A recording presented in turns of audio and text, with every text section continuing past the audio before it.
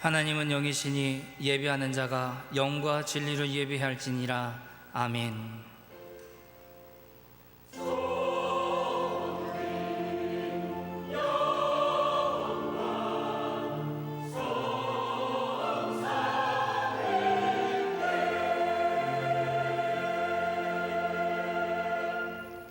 우슬초로 나를 정결케 하소서. 내가 정하리이다. 나의 죄를 씻어주소서. 내가 눈보다 희리이다. 사랑하는 성도 여러분, 지난 한 주간 우리가 지은 죄를 성령께서 깨닫게 해주시는 대로 회개하는 기도를 드리겠습니다. 주여, 우리를 불쌍히 여겨주시옵소서. 하나님의 은혜 아니면 우리가 살 수 없음을 분명히 알게 하시고, 예수 그리스도의 피로 값주고 사신 주의 몸된 교회를 사랑하며 섬길 수 있도록 은혜 베풀어 주옵소서.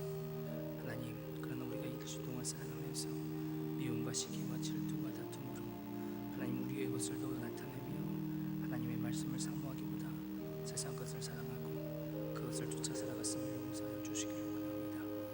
우리가 세상을 우상으로 두며 여러 가지 많은 것들을 우리의 마음의 중심에 두고 하나님 두기를 싫어했음을 용서하여 주시고, 오늘 우리를 긍휼하게 여겨주셔서 주의 말씀을 다시 회복케 하여 주옵소서.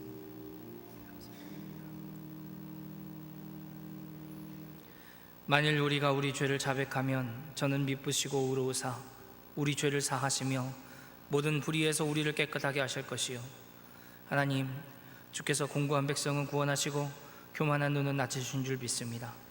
오늘도 은혜와 긍휼로 우리에게 부어주셔서 이 하루 주의 말씀으로 승리케 하여 주옵소서. 오늘도 우리를 말씀으로 충만케 하실 줄 믿고 감사드리며 예수님의 이름으로 기도합니다. 아멘. 전능하사 천지를 만드신 하나님 아버지를 내가 믿사오며 그 외아들 우리 주 예수 그리스도를 믿사오니, 이는 성령으로 잉태하사 동정녀 마리아에게 나시고 본디오 빌라도에게 고난을 받으사 십자가에 못 박혀 죽으시고 상사한 지 사흘 만에 죽은 자 가운데서 다시 살아나시며 하늘에 오르사 전능하신 하나님 우편에 앉아 계시다가 저리로서 산 자와 죽은 자를 심판하러 오시리라. 성령을 믿사오며 거룩한 공회와 성도가 서로 교통하는 것과 죄를 사하여 주시는 것과 몸이 다시 사는 것과 영원히 사는 것을 믿사옵나이다. 아멘. 나는 포도나무요 너희는 가지라. 그가 내 안에 내가 그 안에 거하면 사람이 열매를 많이 맺나니 나를 떠나서는 너희가 아무것도 할 수 없습니다. 사람이 내 안에 거하지 아니하면 가지처럼 밖에 버려져 마르나니 사람들이 그것을 모아다가 불에 던져 사르느니라. 너희가 내 안에 거하고 내 말이 너희 안에 거하면 무엇이든지 원하는 대로 구하라. 그리하면 이루리라. 너희가 열매를 많이 맺으면 내 아버지께서 영광을 받으실 것이요 너희는 내 제자가 되리라. 아버지께서 나를 사랑하신 것 같이 나도 너희를 사랑하였으니 나의 사랑 안에 거하라. 내가 아버지의 계명을 지켜 그 사랑 안에 거하는 것 같이 너희도 내 계명을 지키면 내 사랑 안에 거하리라. 내가 이것을 너희에게 이름은 내 기쁨이 너희 안에 있어 너희 기쁨을 충만하게 하려 함이라. 아멘.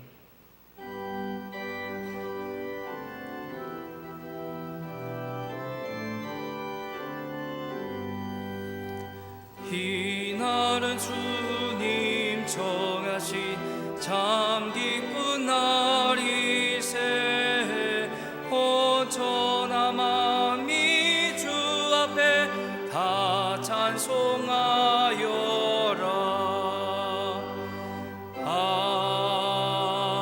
아멘.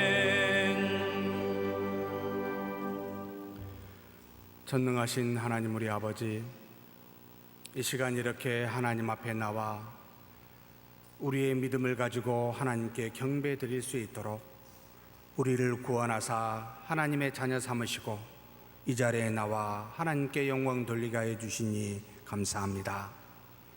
또한 우리가 이 땅에 사는 동안 육체가 있어 날마다 일용할 양식을 우리에게 공개하여 주사 우리에게 살게 하여 주셨사오니 감사합니다.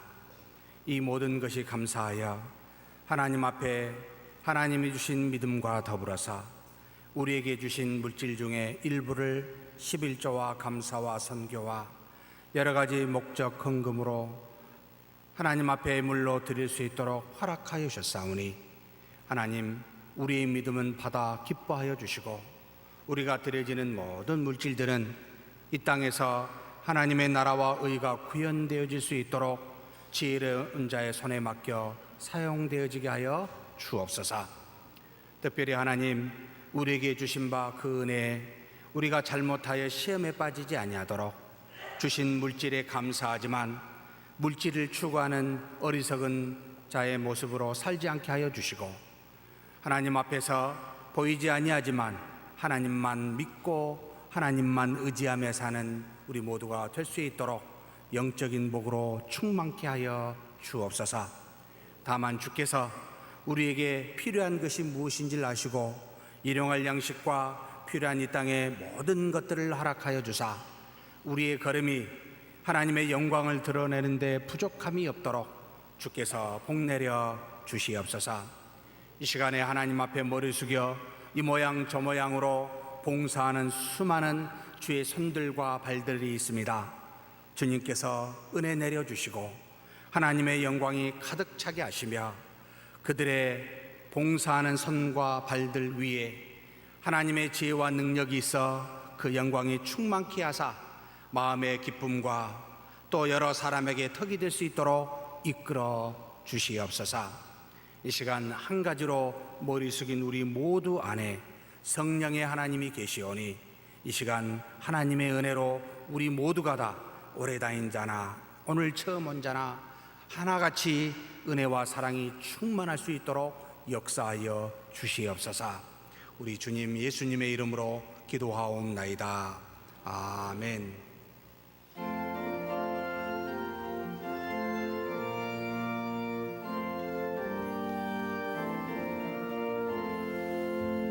주님 가신 길을 따라 좁은 길로 가오리다. 가기 좋은 넓은 길로 많은 사람 갈지라도 멸망으로 가는 길을 나는 가지 아니하고 주님 가신 영생의 길 좁은 길로 가오리다. 주님 가신 뒤를 따라 순종하며 가오리다. 많은 사람 믿음 없이 넓은 길로 갈지라도 멸망으로 가는 길을 나는 가지 아니하고 주님 가신 생명의 길 좁은 길로 가오리다. 주님 가신 진실한 길 의의 길로 가오리다. 좁은 문과 좁은 길은 십자가의 길이오나 영생 영광 바라보며 천국 가는 길이오니 죽기까지 주님 가신 길을 따라 가오리다.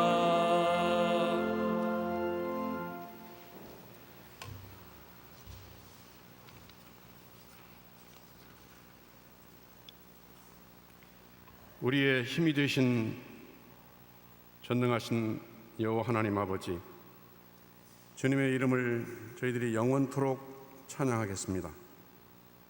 우리의 산성이요 피난처 되신 창조주 하나님, 저희들을 늘 눈동자처럼 지켜주신 은혜를 참 감사하게 생각합니다.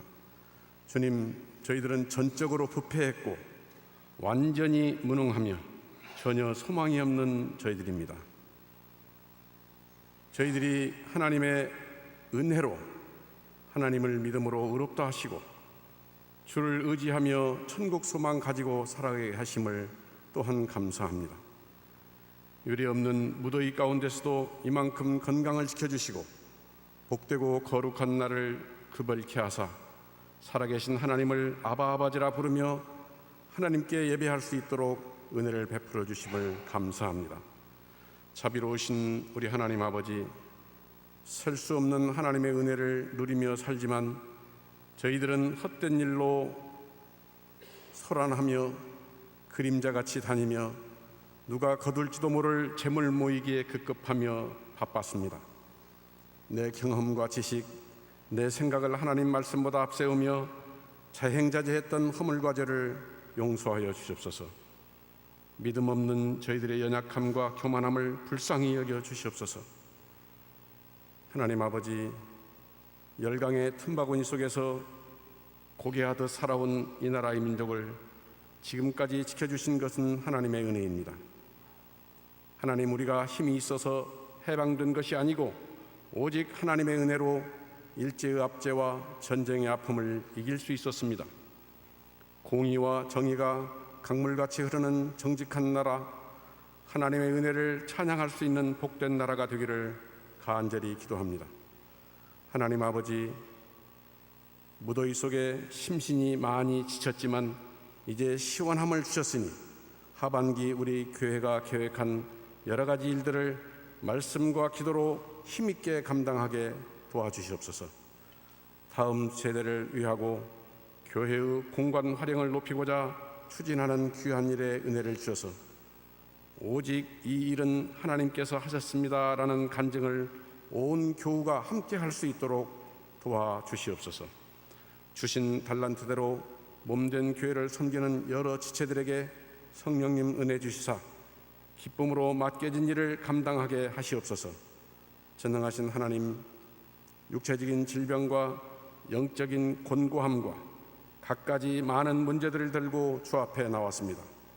환난 날에 나를 부르라, 내가 너를 건지리라, 내가 나를 영화롭게 하리라 하신 주님의 말씀을 의지하며 주님 앞에 저희들을 나아가오니 우리의 아픔을 어루만져 주시옵소서. 오직 하나님께만 소망을 둘 수밖에 없음을 주여 고백합니다. 말씀을 선포하시는 하나님의 종을 강하게 붙드시고 말씀이 선포될 때 그 말씀이 잘 박힌 모처럼 저희들 가슴에 박히도록 은혜 주시옵소서. 찬양 중에 거하시는 주님, 할렐루야 찬양대의 찬양을 기쁘게 받으시고 홀로 영광을 받으시옵소서. 허물 많은 죄인이 예수님의 이름으로 감사하며 간절히 기도드렸습니다. 아멘.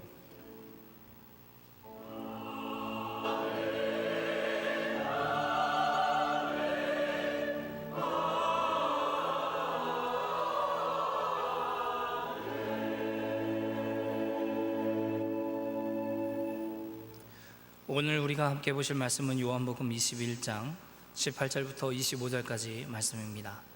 신약성경 185페이지에 있습니다. 내가 진실로 진실로 내게 이르노니 네가 젊어서는 스스로 띠뛰고 원하는 곳으로 다녔거니와 늙어서는 네 팔을 벌리리니 남이 네게 띠띠우고 원하지 아니하는 곳으로 데려가리라. 이 말씀을 하심은 베드로가 어떠한 죽음으로 하나님께 영광을 돌릴 것을 가르치심이라. 이 말씀을 하시고 베드로에게 이르시되 나를 따르라 하시니 베드로가 돌이켜 예수께서 사랑하시는 그 제자가 따르는 것을 보니 그는 만찬석에서 예수의 품에 의지하여 주님을 파는 자가 누구오니까 묻던 자더라. 이에 베드로가 그를 보고 예수께 여짜오되 주님, 이 사람은 어떻게 되겠사옵나이까? 예수께서 이르시되 내가 올 때까지 그를 머물게 하고자 할지라도 네게 무슨 상관이냐? 너는 나를 따르라 하시더라. 이 말씀이 형제들에게 나가서 그 제자가 죽지 아니하겠다 하였으나 예수의 말씀은 그가 죽지 않겠다 하신 것이 아니라 내가 올 때까지 그를 머물게 하고자 할지라도 네게 무슨 상관이냐 하신 것이로라.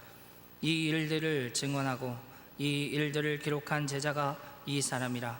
우리는 그의 증언이 참된 줄 아노라. 예수께서 행하신 일이 이 외에도 많으니 만일 낱낱이 기록된다면 이 세상이라도 이 기록된 책을 두기에 부족할 줄 아노라. 아멘.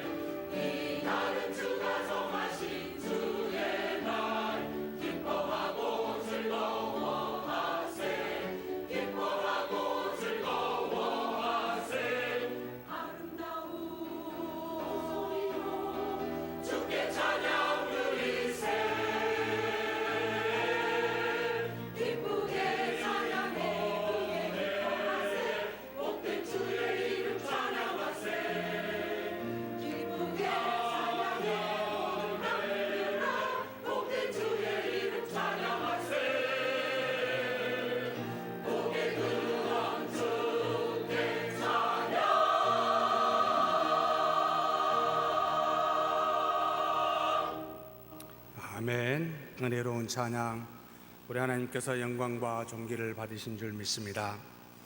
전능하신 아버지 하나님, 감사합니다. 이 시간에 머리 숙여 하나님의 말씀을 경청할 수 있도록 우리의 걸음을 여기까지 인도하여 주셨사오니 돌아가는 걸음이 헛되지 아니하도록 우리 안에 계신 성령께서 말씀의 모든 것들을 낱낱이 깨닫게 하사 하나님의 뜻에 따라 순종하는 믿음으로 하나님께 영광 돌리는 그와 같은 인생길이 되게 하여 주옵소서.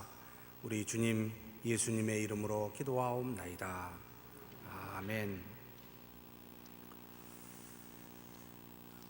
웨스트민스터 서열이 문답 1항 사람의 본분이라는 표현을 써서 무엇이라고 정의하고 있습니까? 하나님을 영화롭게 하고 그로 말미암아 즐거워하는 것이다.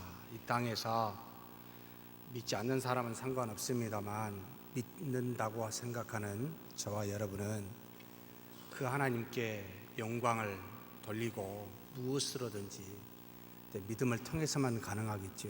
그리고 그 한 분으로 말미암아 즐거워해야 됩니다. 그렇게 믿고 그렇게 즐거워하신가요? 혹시 다른 따로 챙겨놓은 믿음에 아닌 어떤 기쁨을 갖고 계시지는 않습니까? 위험합니다. 도움이 되지 않습니다. 나중에 보시면 알게 됩니다. 하나님 한 분으로 즐거워하고 그분의 이름을 항상 영광으로 돌리는 저와 여러분이 되기를 주의 이름으로 축복합니다. 지난주에 베드로에게 향한 예수님의 질문, 곧 네가 나를 사랑하느냐라는 질문을 통해서 예수님을 사랑한다는 의미, 곧 세상을 어떻게 사랑해야 될지 이 사랑에 대해서 함께 상고하는 시간들을 가졌습니다. 이제 새로운 믿음을 가지고 세상을 향해 가는 베드로 또 그 제자들에게 하나님께서 이 예수 그리스도의 질문을 통하여 우리가 어떻게 주님을 사랑하고 세상을 사랑해야 될지 가르쳐 주신 교훈의 세 가지를 우리가 나눴습니다. 먼저 예수님께서는 사랑은 그 자체가 온전하기에 비교급이 없음을 가르치셨습니다. 곧 예수님을 사랑하고 이 사랑으로 세상을 사랑할 때에 너의 사랑은 누군가의 사랑과 비교하지도 말고 할 수도 없고, 또 누구는 더 사랑하고 누구는 덜 사랑하는 이런 차별적인 사랑을 하지 말라라는 교훈의 말씀입니다. 두 번째로 우리는 금이 간 질그릇 같아서 너무나도 연약하기에 제발 장담하는 교만 떨지 말고 지속적인 믿음을 통해 사랑해야만 그 사랑이 이루어짐을 우리에게 가르쳐 주셨습니다. 주신 사랑이 문제가 아니라 세상 욕심 때문에 그 사랑을 담을 만한 우리 그 그릇이 너무 작아서 충분히 그 사랑을 담지 못한 것이 문제고, 또 때때로 저지르는 우리의 육신의 죄로 말미암아 그 작은 그릇도 금이 가서 물이 줄줄 새는 그와 같은 우리의 모습이니 나는 문제없다 그렇게 장담하지 말고 그 연약함을 채워줄 지속적인 그리스도를 믿는 지속적인 믿음을 통해 사랑해야 된다라는 것이 두 번째 주신 교훈이었습니다.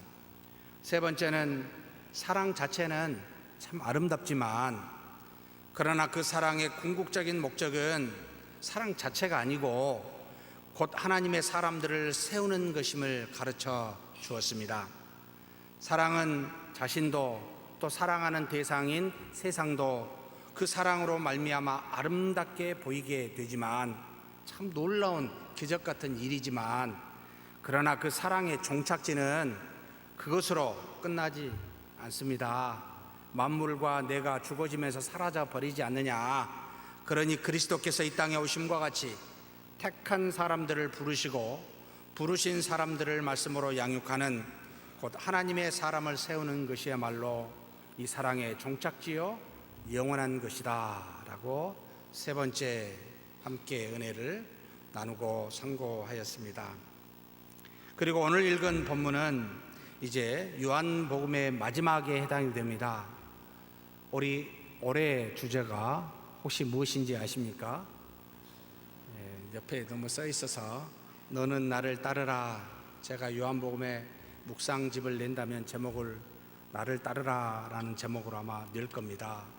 마지막 믿음을 가지고 사랑이 무엇인지 교훈을 받아 이제 세상을 향해 나아가는 이 제자들에게 주님은 베드로에게 나를 따르라 라고 명령하시며 그 따름에 대한 우리에게 교훈을 주고 계십니다. 이제 얼마 뒤면 오순절날 보혜사 성령께서 그들에게 임하시어 온전한 사랑을 구현하게 될 줄 아시는 우리 주님께서는 이제 세상을 향해 담대히 나아가라. 저는 이 말이 훨씬 더 적절하게 보이는데 그런 말은 어디에도 나오지 아니하고 말씀하지 않으시고 나를 따르라 라는 말씀으로 그 말씀을 대신하고 있습니다. 왜 그럴까요? 사랑하는 믿음의 형제 자매 여러분, 여기에는 예수님 마음속에 두 가지 전제 조건을 마음속에 품은 것을 가지고 있기 때문입니다. 첫째는 항상 주님이 우리와 동행하시다는 것을 알라는 겁니다. 이는 성령이 우리 안에 내주하심으로 이 모든 것이 성취되지만 성령이 내주함과 더불어서 우리 주 예수 그리스도께서 이루신 그 구원의 사랑이 곧 하나님의 보좌 우편에 물리적으로 부활의 몸을 가지고 계시지만 그러나 그 성령님과 더불어 우리 안에 함께 계시니 너는 나를 따르라. 내가 동행한다. 이런 뜻입니다.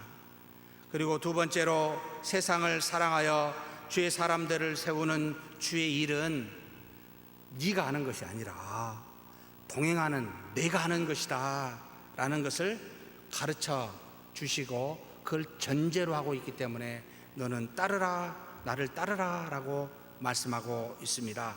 즉 주님이 일하신다는 겁니다.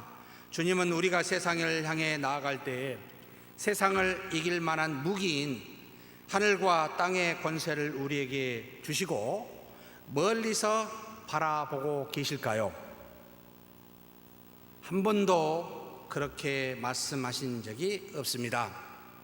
하늘과 땅의 모든 권세를 하나님이 나에게 주셨으니 너희는 가서 모든 족속으로 제자를 삼아 아버지와 아들과 성령의 이름으로 세례를 주고 내가 너희에게 가르쳐 지키게 한 모든 것을 다 순종하여 갈 수 있도록 지킬 수 있도록 그렇게 하라고. 그래서 그 다음에 보라 볼지어다 주목해라 뭐라고 하셨습니까? 내가 너희와 항상 함께 하신다. 그래서 하늘과 땅의 권세를 가지신 사랑이신 주님이 우리 안에서 성령의 역사로 그 모든 사랑을 구현하니 그 능력을 갖고 계신 주님이 내가 너와 함께 하고 있으니 너는 너가 행한다고 생각지도 말고 하지도 말고 나를 따라오라, 나만 따르면 된다 라고 하는 의미가 나를 따르라 라는 것 속에 가르쳐 함축하고 있습니다. 즉 너가 사랑하지 말고 사랑이 너로 사랑하게 하라 라는 말입니다. 네가 사랑하면 그것은 일이 되어버리지만 사랑이 너로 일하게 하면 그것은 사랑이 된다. 그러니 나를 힘입어 나를 따라 내가 일하도록 사랑인 내가 일하도록 그렇게 너는 따라오라 라고 가르치신 겁니다.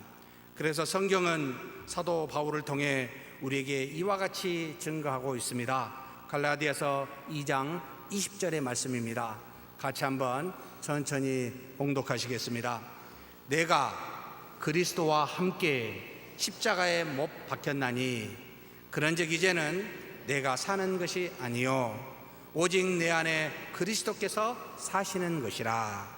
이제 내가 육체 가운데 사는 것은 나를 사랑하사 나를 위하여 자기 자신을 버리신 하나님의 아들을 믿는 믿음 안에서 사는 것이라.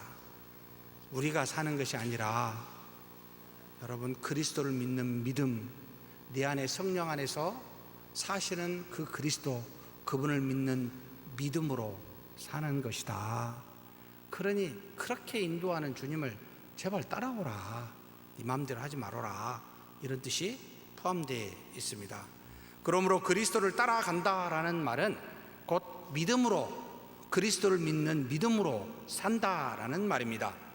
믿음으로 산다는 말은 한편으로는 하늘과 땅의 모든 권세를 가지신 주님이 모든 것을 하실 수 있도록 나를 비워 주님께 다 맡긴다는 말이기도 합니다. 그런데 이것만 말하는 것은 아닙니다. 다른 한편으로는 동시에 우리가 깨달아 알아야 될 것인데, 나는 자질적으로 심각한 문제가 있어서 내가 어떤 것도 할 수 없는 그런 존재임을 인정한다라는 말이기도 합니다. 그래서 나는 도저히 안 되기에 내 안에 사랑이신 전지전능하신 주님만 따른다라는 것이 바로 믿음이라는 내용에 포함되어 있습니다. 하나님께서는 처음에 인간에게 하나님의 형상이라는 자질을 주사 우리로 그 형상에서 나오는 자유의지를 가지고 자발적으로 창조주이신 하나님과 더불어 교통하며 그 말씀에 순종하기를 바라셨습니다. 그런데 우리에게 특권으로 주신 만물이 갖고 있지 않는 하나님의 형상이라는 이 안에 있는 자유의지를 가지고 있는 피조물인 우리가 본질적으로 완전히 다른 창조주와 같이 높아지려고 주신 특권을 순종보다 불순종하는 길을 택하게 되고 맙니다. 이것이 바로 인류에게 죄가 들어온, 그래서 사망이 모든 것을 지배하게 된 상태가 되어버리고 말았습니다. 그 후 우리 인간은 하나님과 단절되는 죽음으로 인해서 하나님의 형상이 파괴되었고 동시에 주신 자유의지는 잃어버리게 되고 대신 우리는 한 가지로 치우쳐 곧 육체의 소욕을 따라 죄만 짓는 죄의 노예가, 노예의지라는 죄의 노예가 되어버리는 그런 의지를 갖고 마는 존재가 되었습니다.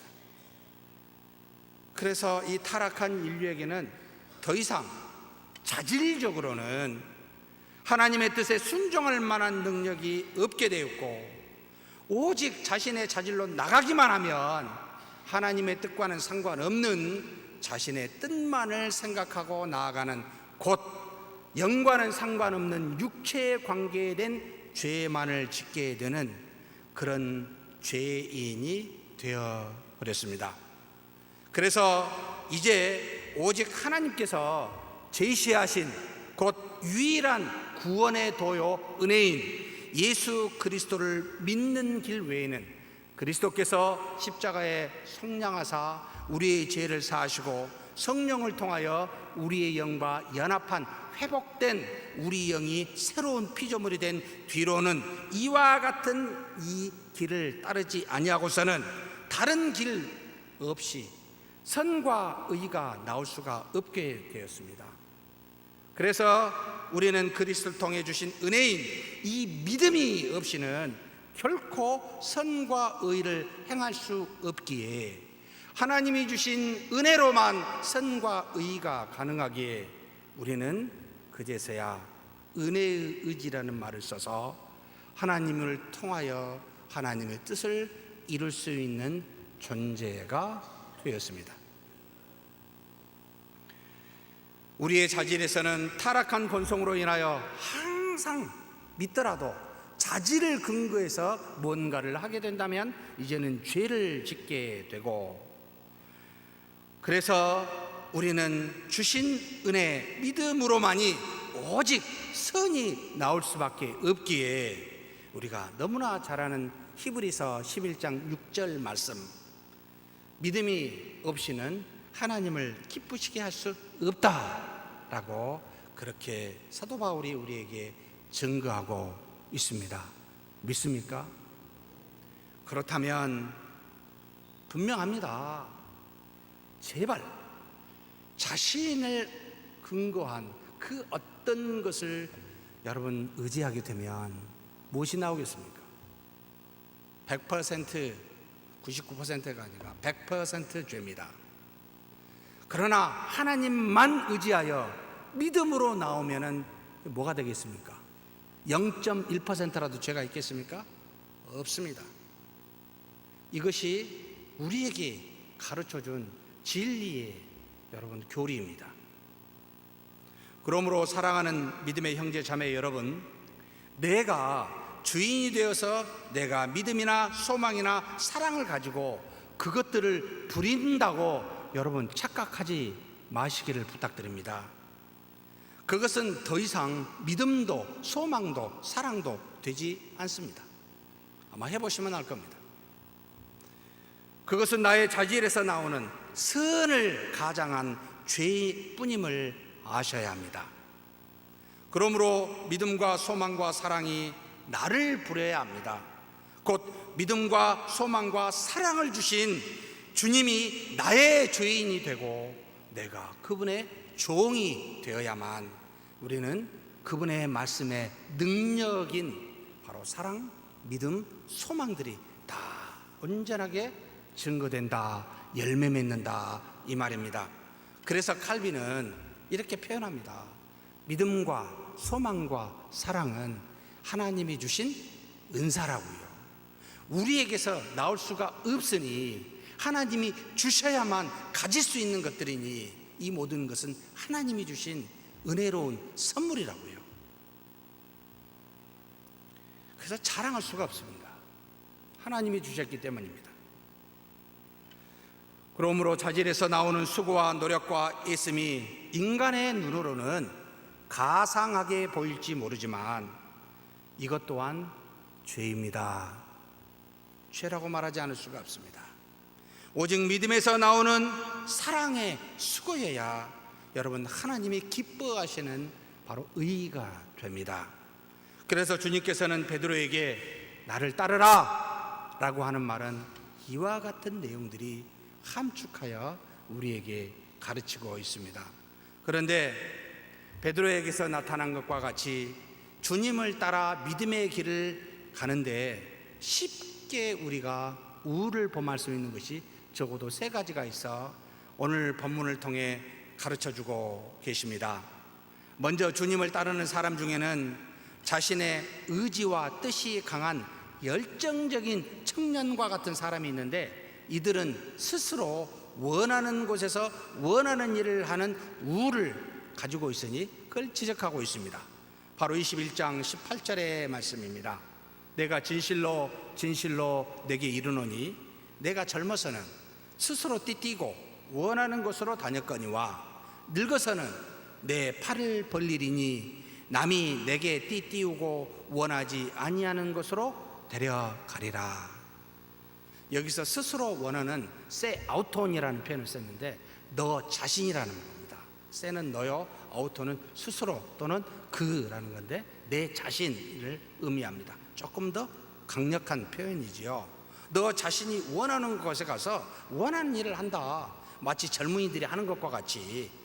젊었을 때는 돌도 씹어 먹을 수 있을 만큼의 그런 건강에 자신이 있었지요. 저만 그랬습니까? 여기 어르신들은 그런 적 없으십니까? 아직은 살 날이 많기에 세상은 높고 할 일이 많다. 원대한 포부를 가져본 적 있으시지요? 저만 그랬습니까? 여기 안 그러셨습니까? 다 그러셨죠? 그럼요. 우리 권사님도 그러시는데 여기 계신 남자 장로님들은 안 그러셨겠습니까? 그런데 그와 같은 청년의 시절에 세상의 중심은 자신일 수밖에 없습니다. 그래서 모든 세상은 자신을 중심으로 돌아간다고 생각하고, 이것을 어찌 보면 자신감이 넘치고 의지가 강하여 사람의 눈으로는 멋있게 보이기도 합니다. 그런데 자아가 강하고 크면 클수록 무엇이 보이지 않던가요? 항상 등자는 어디가 가장 어둡습니까? 우리 교회에 가장 잘 들리지 않는 곳은 어딘지 아십니까? 중앙 가까운 데 있습니다. 마이크가 여기가 잘 안 된다고. 항상 빛이 잘 비치지 않는 건 미치지요. 이렇게 자신감이 강하고 의지가 강할수록 보이지 않는 것이 무엇일까요? 자기 자신입니다. 바로 연약한 죄악됨에 대한 그 자신을 완전히 잠깐 느낄지는 몰라도 까맣게 잊어버리고 사는 우를 범하는 것이 여기 앞에 앉아있는 젊은이들의 모습일 수도 있습니다. 다 그렇다는 말은 아니고요. 우리는 이것을 볼 때마다 아직 어리다, 젊다라고 생각하게 됩니다. 아직은 세상도 자신도 잘 모르고 있다라고 생각됩니다. 나이든 사람들의 입장에서. 근데 나중에 나이 들어 이제 아무것도 스스로 할 수가 없어서 두 팔을 벌리고 남에게 의지할 수밖에 없는 그런 상태에 왔었을 때 사람이 뭔가, 나는 뭔가, 그리고 내가 사는 인생은 과연 무엇인가라고 우리의 참 모습을 그제서야 발견하게 됩니다. 피곤함을 몰랐던 강철 같던 건강이 쇠하여지고 난 다음에 지칠 줄 모르던 의지가 수많은 실패를 맛보면서 그제서야 자신이 세상에 내 맘대로 되는 것이 없구나, 아무것도 내 맘대로 되는 것은 없구나 라는 것을 적어도 여기에 머리 희끗희끗 하신 어르신들은 다 경험하고 느꼈을 거라고 보입니다. 그런데 우리가 무능하다는 사실을 너무나도 잘 알면서요, 저도 그렇습니다. 우리의 자녀들에게 꿈을 가지라, 비전을 가지라고 거짓말을 합니다. 제가 거짓말이라고 이야기합니다. 안 되니까요. 혹시 꿈대로 대신 여기 어르신 계시면 손 한번. 혹시 원하고 바라는 대로 내가 지금 이 자리에 앉아 있노라고 손 한번. 젊었을 때 내가 이렇게 살아야 되겠다고. 여러분, 우리 여기만 묻지 마시고 다 보십시오. 없어요. 왜 이렇게 우리는 거짓말할까? 제가 스스로 저한테 물어보면, 세상이 악하고 우리가 무능하다는 것을 어차피 알게 될 텐데 젊을 때부터 안다는 것은 너무 불쌍하지 않는가, 이런 생각이 들어요. 그리고 이런 사실을 가장 마지막에 알았으면 좋겠다라고 하는, 마치 부모가 자녀를 사랑하는 마음에 안 좋은 것은 늦게 알고 늦게 봤으면 좋겠다라고 하는 그런 심정에서 나오는 표현인지 모르겠습니다. 여기 계신 젊은이들이여, 꿈과 비전을 가지라는 거짓말에 속지 마십시오. 굉장히 강합니까, 제 표현이? 세상이 약하고 우리가 무능하다는 것을 알게 될 때가 있습니다. 그래서 우리는, 저는 그렇게 꿈과 비전을 가지라고 말하고 싶지 않고, 여러분, 베드로에게 말씀한 것과 같이 나를 따르라, 주님을 믿고 따르라 라고 저는 강력하게 권하고 싶습니다.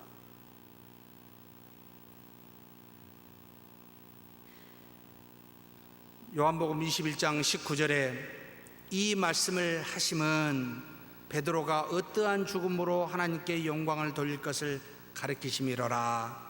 이 말씀을 하시고 베드로에게 이르시되 나를 따르라 하시니, 젊었을 때는 네가 원한 대로 띠띠고 다니지만 늙었을 때는 누군가가 너에게 띠띠고 끌고 갈 것이다 라고 말하면서, 주님이 바라시는, 원하시는 삶은 네가 젊을 때와 같이 혈기왕성하여 의지를 가지고 무엇을 하기를 바라기보다 나이 들어서 누군가에 의해서 끌려가듯이 너는 나에게 끌림을 당하는, 나를 따라오는 자가 되었으면 좋겠다.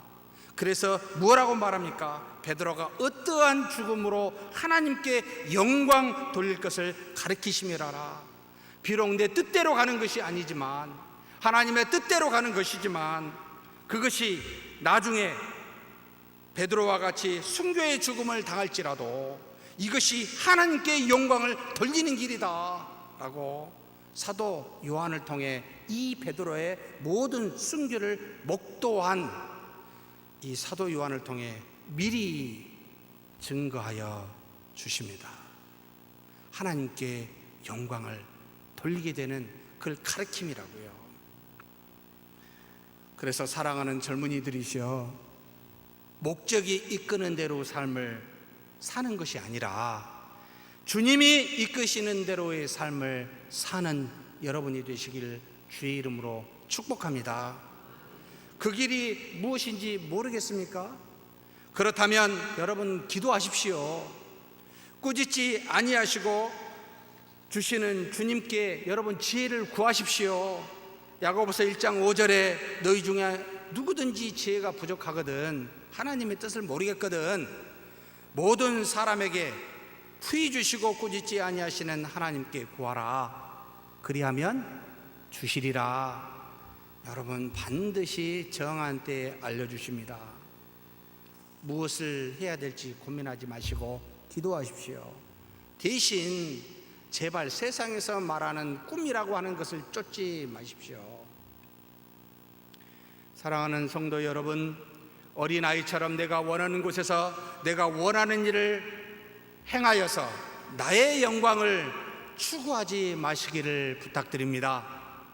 성숙한 자처럼 주님이 원하시는 일을, 주님이 원하시는 곳에서 주님이 원하시는 그 일을 행하여 주님께 영광을 돌리는 저와 여러분이 되기를 축복합니다. 젊은이와 같이 내 뜻을 고집하고 따르는 것이 아니라 늙은이와 같이 자신의 뜻을 주님께 의탁하고 주님이 이끄시는 대로 사는 것이 곧 주님을 따르는 일임을 예수님께서는 베드로에게 가르쳐 주십니다. 그래서 그 길이 비록 AD 67년에서 68년에 바로 네로에 의해서 바로 십자가를 거꾸로 지고 가는 순교의 경험을 당했을지라도 그것이 하나님께 영광을 돌리는 길임을 우리는 기억해야 합니다.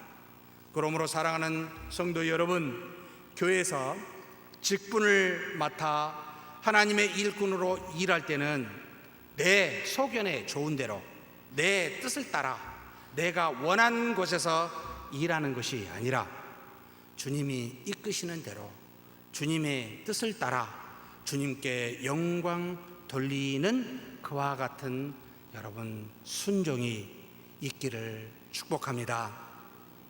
두 번째로 주님을 따르는 믿음의 길에서 쉽게 우를 범하는 것은 그 믿음의 서로 다른 믿음의 길을 비교 평가하여 상관하더라는 겁니다. 요한복음 21장 20절에서 21절의 말씀입니다. 베드로가 돌이켜 예수께서 사랑하시는 그 제자가 따르는 것을 보니 그가 만찬석에서 예수의 품에 의지하여 주님을 파는 자가 누구니까 묻던 자라. 누구지요? 이 말씀을 우리에게 전해준 사도 요한입니다. 베드로가 지금 사도 요한에게 지금 그와 같은 것을 보면서 예수님께 묻는 거죠. 이에 베드로가 그를 보고 사도 요한을 보고 예수님께 여짜오되 주님, 이 사람은 어떻게 되겠사옵나이까? 자기는 남에 의해서 띠띠고 간다고 말씀했는데 이 품에 있는 이 제자는 도대체 어떻게 되겠사옵나이까? 라고 묻습니다. 우리의 관심이 주님이 주신 믿음의 길이 아니라 나에게 주신 주님이 허락하신 그 길이 아니라 다른 사람에게 더 관심이 가 있음을 우리는 그럴 때가 참 많습니다. 주님, 이 사람은 어떻게 되겠사옵나이까? 라고 말하는 베드로처럼요. 사랑하는 성도 여러분, 집을 짓는 벽돌이 다 한 공장에서 만들어졌을지라도 단 하나의 벽돌도 그 어떤 집에서 우리 교회를 이루는 모든 벽돌이 단 한 군데도 동일하게 같은 장소에 있지 않음을 기억하십시오.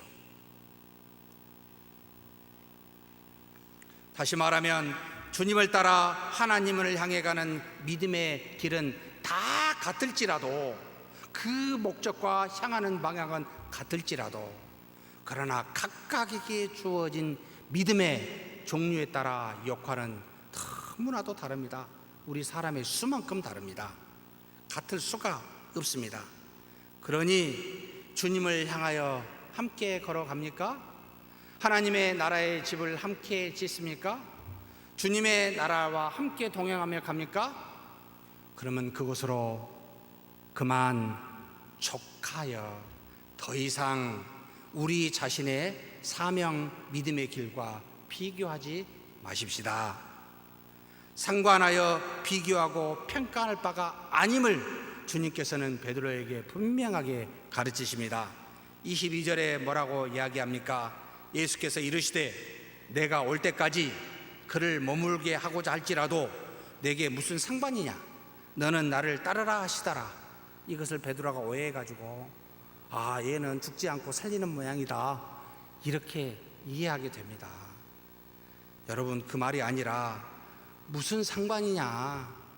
그를 죽이든 죽지 않든 순교하든 순교하지 않든 너는 나만 따르지 지금 요한이 어떤 길을 가든 네가 상관할 바가 아니다. 한마디로 None of your business라는 뜻입니다.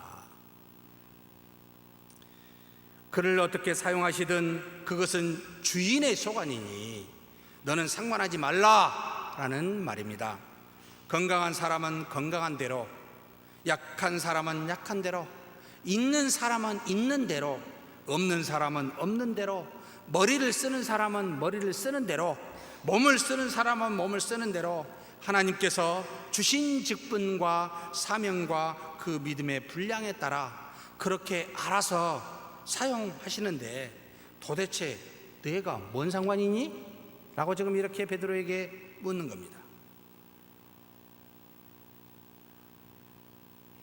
우리 몸의 지체에서 손, 발, 눈 모두가 귀하고 어떤 것도 서로 같은 것이 없이 다양하듯이 아직은 어려서 주님의 품 안에서 편하게 사랑받는 제자 요한, 참 좋게 보여요. 그런데 조금 더 성숙해서 이제 밖에 나가 들에서 험하게 일하고 올 제자 베드로, 나는 이게 좀 안 좋은 것 같아. 이렇게 상관하여 비교 평가하지 말았으면 좋겠다, 이 뜻입니다.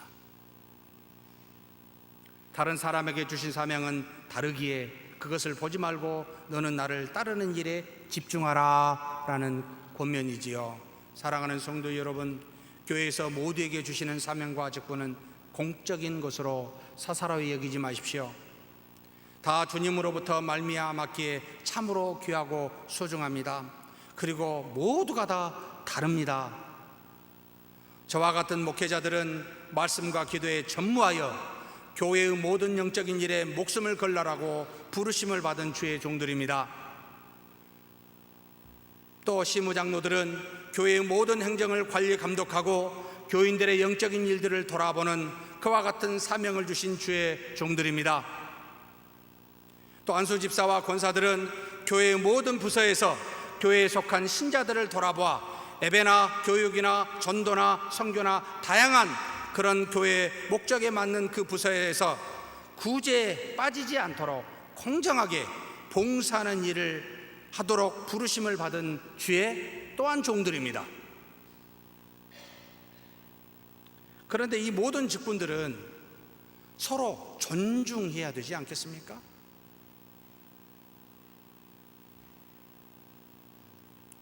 서로 존중할 뿐만 아니라 자신의 직분을 여러분 귀히 여기시고 합당한 일을 해야 되지 않겠습니까?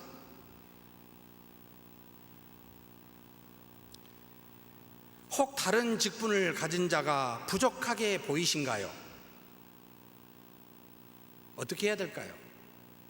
한 부모 밑에 두 형제가 있는데 한 형제가 영 떨어져요. 다른 형제가 보기에. 어떻게 하면 좋습니까? 부모가 되어 그 형제에게 뭐라고 이야기하시겠습니까? 아니면 부모님께 이 형제를 바르게 할 수 있도록 도와주고 기도하는 것이 좋겠습니까? 여러분, 주인 되신 하나님께, 모든 것을 주신, 직분을 주신 하나님께 기도하십시오. 그리고 하나님이 깨닫게 해 주시거나 그 말을 하기에 합당한 또 다른 직분이 있는 사람이 있습니다. 그 자로 하여금 하나님의 은혜로 말하여 기도하는 그 사람으로 하여금 세워지게 해달라고 기도해야 됩니다. 한마디로 말하면 none of your business예요. 우리 모두는 하나님으로부터 감독을 받고 있습니다. 이게 1차입니다. 우리가 아는데 하나님이 모르시겠습니까? 우리의 잘못이 있는데 하나님은 방관하시겠습니까? 저와 여러분이 누구보다 더 그 사람을 사랑할 수 있습니까? 하나님보다? 아니지 않습니까? 그렇다면 기본적으로 먼저 하나님 앞에 도와달라고 간구하셔야 됩니다. 그리고 그 은혜로 필요한 사람을 세워 변화시켜달라고 간구하셔야 됩니다. 그래서 제가 누누이 이야기합니다. 사랑이 없으면 권면하지도 마시라고.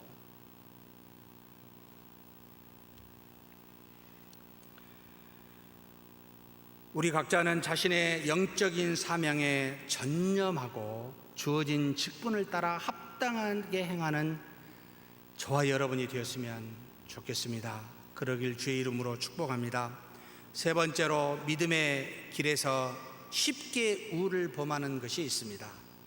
우리가 주님의 모든 일을 하는 것이 아니라 한 부분에, 한 분야에 잠깐 동안 일하고 부르심을 받게 되는 그와 같은 존재임을, 제한된 존재임을 기억해야 합니다.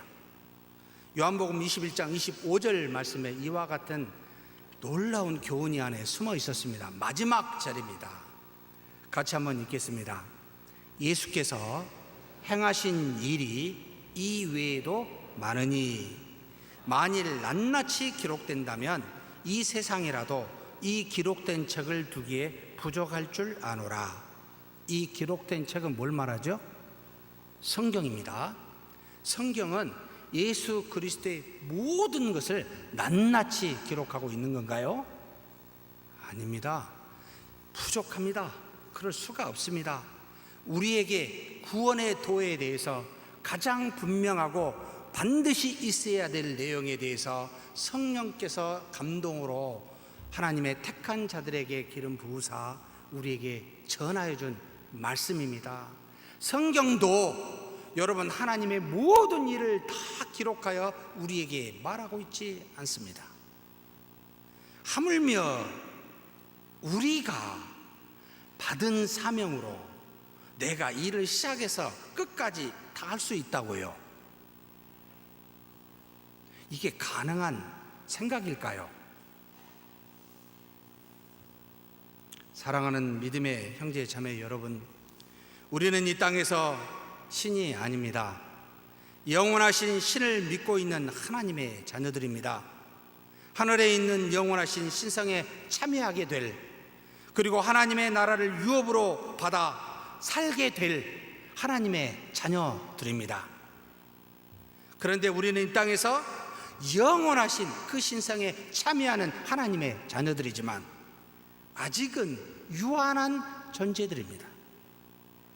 그런데 우리가 알파와 오메가요, 시작도 끝도 없으신 그 주님을 믿는다고, 주님의 영원하신 나라를 이루어가는 그 일에 동참한다고, 우리도 그와 같이 영원할 거라고, 내가 다 하는 것이라고 착각하게 되면 얼마나 어리석습니까? 영원하신 하나님 앞에 우리는 잠깐 동안 주어진 공간에서, 그리고 주어진 시간에서 우리를 동역자로 세우신 주님의 손과 발이 되어 하나님의 나라와 그 의에 동참하는 놀라운 은혜를 받은 그런 자들입니다.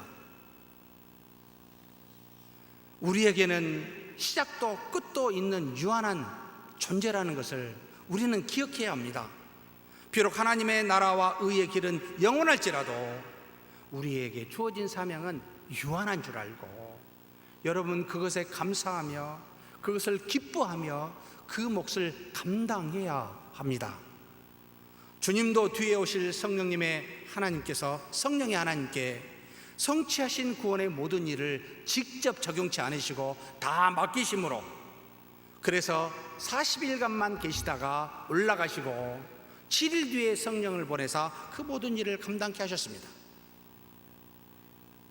그런데 마치 하루살이가 1년 뒤에 일을 하겠다고 말하면 우리는 웃지요.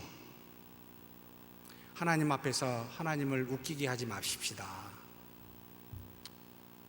모세도 하나님께서 그토록 갈망하던 그 가나안 땅을 들어가지 못하게 하시고 이제 끝났다, 너는 여기까지다, 그리고 그 사명은 여호수아에게 주어 그렇게 하나님이 인도하셨듯이 여러분 우리 자신을 좀 그렇게 제한되게 생각하십시오.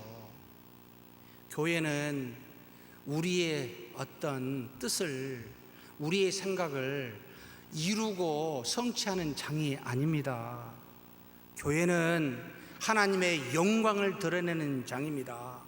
주어진 직분과 사명에 따라 믿음을 가지고 영광을 드러내는 것입니다. 근데 어찌하여 내가 시작하고 내가 그만둡니까?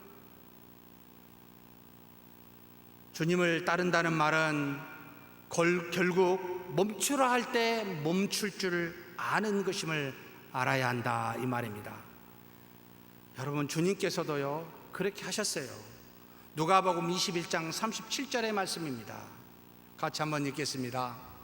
예수께서 낮에는 성전에서 가르치시고 밤에는 나가 감람원이라 하는 산에서 쉬시니, 여러분 일할 때 일하시고 쉴 때 쉬어야 합니다. 낮에 일하시고 밤에 쉬는 시간들이 다 존재합니다. 매일의 삶에서 그러하듯이 인생의 삶에서도 그러합니다. 특별히 주님의 일은 더더욱 그렇다는 말입니다. 그래서 주님을 따른다 라는 말은 주님이 멈출 때 네, 저도 멈추겠습니다 라고 하는 뜻이라는 것이지요. 신앙을 멈추라는 게 아니고 주의 일을요. 사랑하는 성도 여러분, 우리 교회의 모든 직분을 맡은 중직자는 2년을 주기로 순환하는 것을 원칙으로 하고 있습니다. 올 연말에 이 원칙이 적용될 겁니다.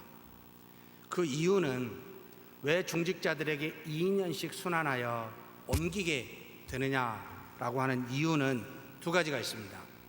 첫째는 중직자는 하나님이 부르사 직분을 주고 사명을 준 자들은 자신이 좋아하고 자신이 원하고 자신이 하고 싶은 것을 봉사하는 것이 아니라 주님이 바라시고 원하시는 것이라면 무엇이든지 믿음으로 감당할 수 있는 자들임을 하나님께서 그렇게 아시고 세우셨고 그것을 구현코자 하기 때문에 그렇습니다.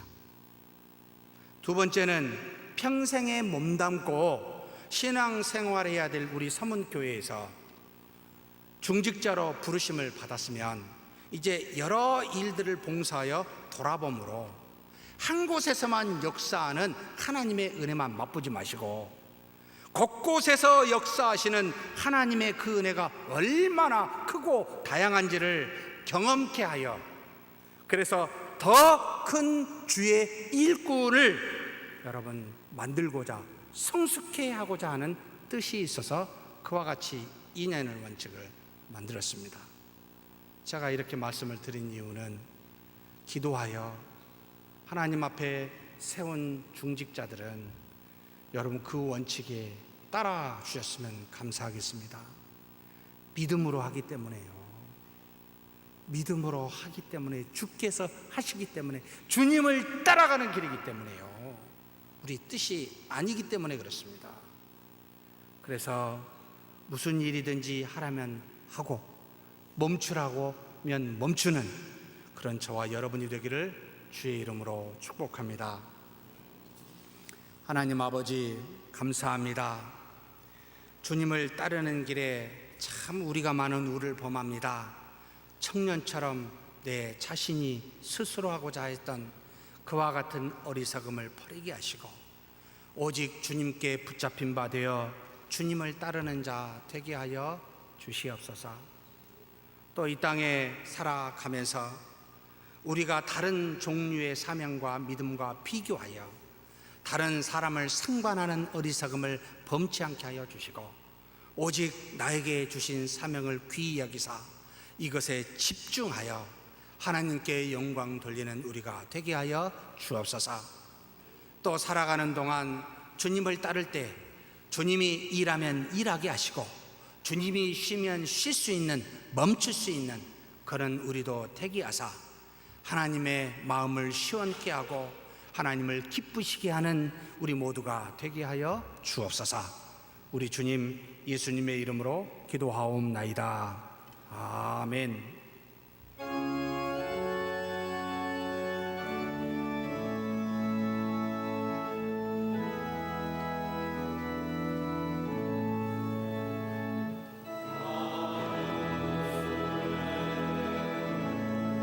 대신 아버지 이름 거룩하사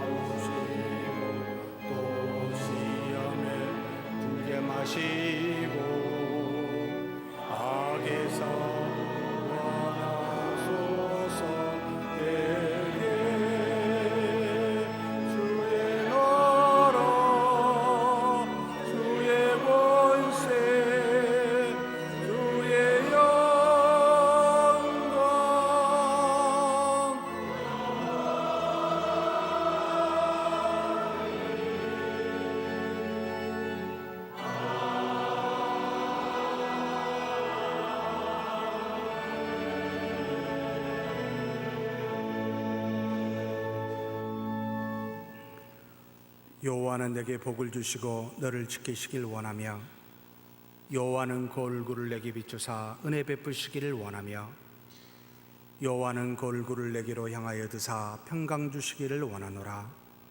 주 예수 그리스도의 은혜와 하나님의 사랑과 성령의 교통하심이 너희 무리와 함께 있어지이다.